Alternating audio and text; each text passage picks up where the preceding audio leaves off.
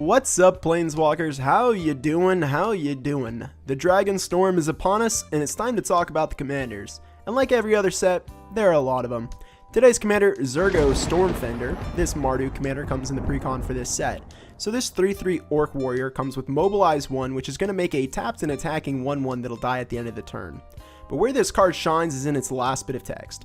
Whenever a creature token you control leaves the battlefield, draw a card if it was attacking.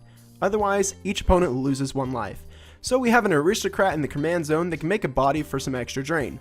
Not bad, and there are a few different ways to build this commander. Most decks tend to lead into a token strategy, with the actual precon deck going heavy on tokens with some aristocrat cards.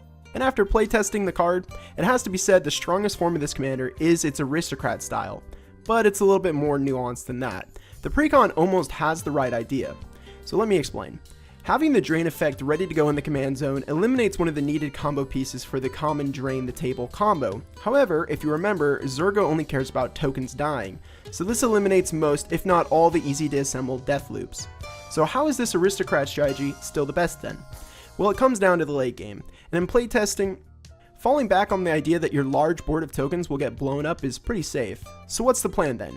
Well, like the precon, it's a mix of both tokens and aristocrats. We still have strong death loops and drainers that any aristocrat deck would have, but instead of flesh bag effects and more the same cards, we have a healthy amount of expendable token makers. We shift the focus to the aristocrats while keeping some of the token strategy.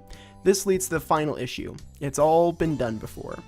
Ergo, Stormrender is basically Brana Floodbist of Feld, but slightly better since it's cheaper and makes a temporary token.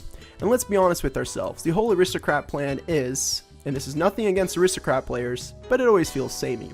So today our deck actually has a hard mode installed in it, for the true Mardu players out there. So what's the ultimate plan of the deck? Well, do you remember that kid on the playground that would throw punches at you, and if you flinched, he would say 2 for flinching and then hit you twice? No? Just me? Okay. No, I'm sure he did it to other people. I'm sure.